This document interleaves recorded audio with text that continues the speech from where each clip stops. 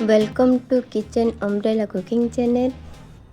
मु आज आपण मानक पई नहीं आसी मंदिर स्टाइल रो डालमा।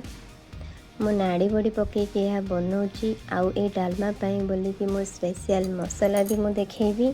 तो थरे एमती ट्राई करंतु पूरा मंदिर रो डालमा परी लागिबो।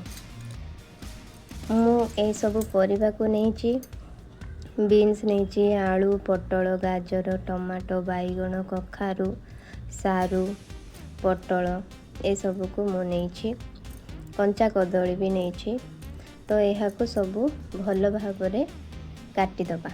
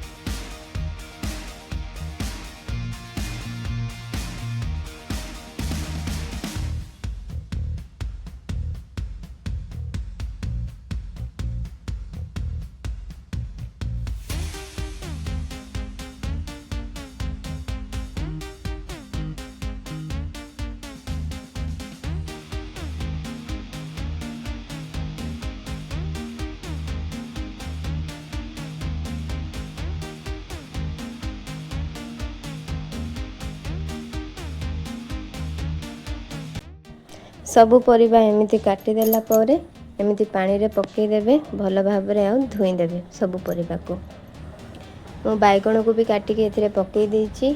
सबु परिबा को भल भाव रे धोई देबे।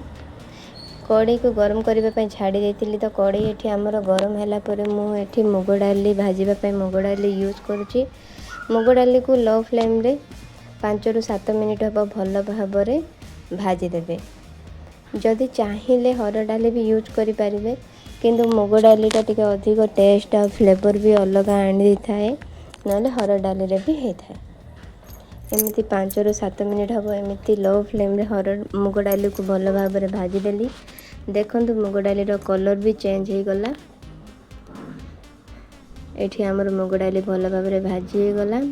मु डालमा पाई बोली एमती पानी बसे देइथिले। तो टिके उषुम हैला परे हळदी गुंड को पक्की देइछि।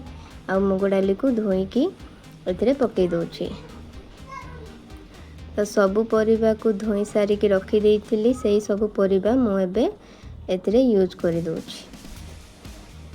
देखंतु सबु किछि पकई देबे। तापरे कंचा कदली कळा हे जिवो बोली मु अलगा रे हळदी गुंड पानी देकी रखी देइथिली। तो से कंचा कदली आ गोटे टमाटो को देई एमती ढांकुनी घोड़ेई की छाड़ी देबे। हाई फ्लेम रे टिके बसे देबे जो जाय फुटिनी सेटा। तो आ कढ़ी तातिला परे गरम हैला परे मु एठी मसला गुंड पाई बोली मु एठी देखंतु दालचीनी नेइची अळेच नेइची लवंग 2टी नेइची सुखिला लंका 5-6टा नेइची आ गोली मरच भी नेइची। तो लो फ्लेम रे 3 रु 4 मिनिट हबो एहा को भल भाव रे भाजीबे।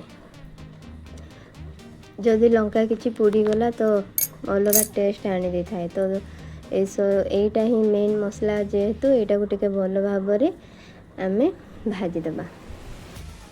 एमिति कंटिन्यूअसली एहा को मिसौथिबे।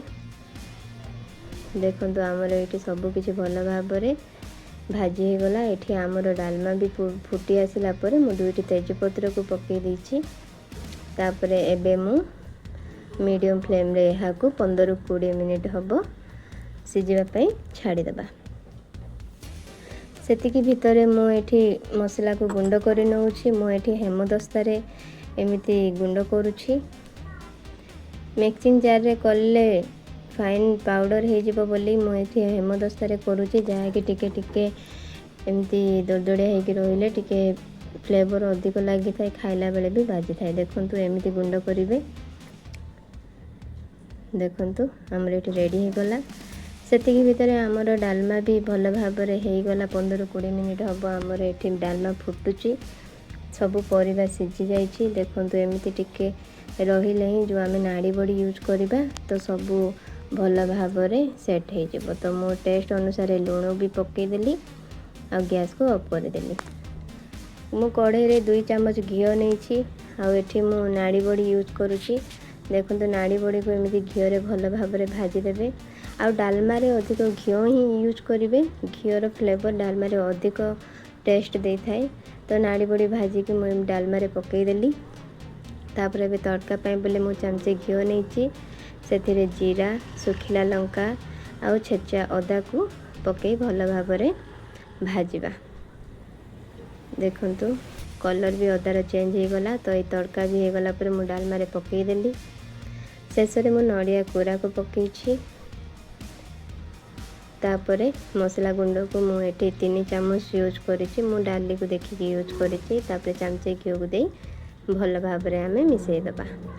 ଦେଖନ୍ତୁ କେତେ ସୁନ୍ଦର ହେଇଗଲା। ଥଣ୍ଡା ହେଲେ ଆଉ ଟିକେ ବହଳିଆ ହେଇଯାଏ।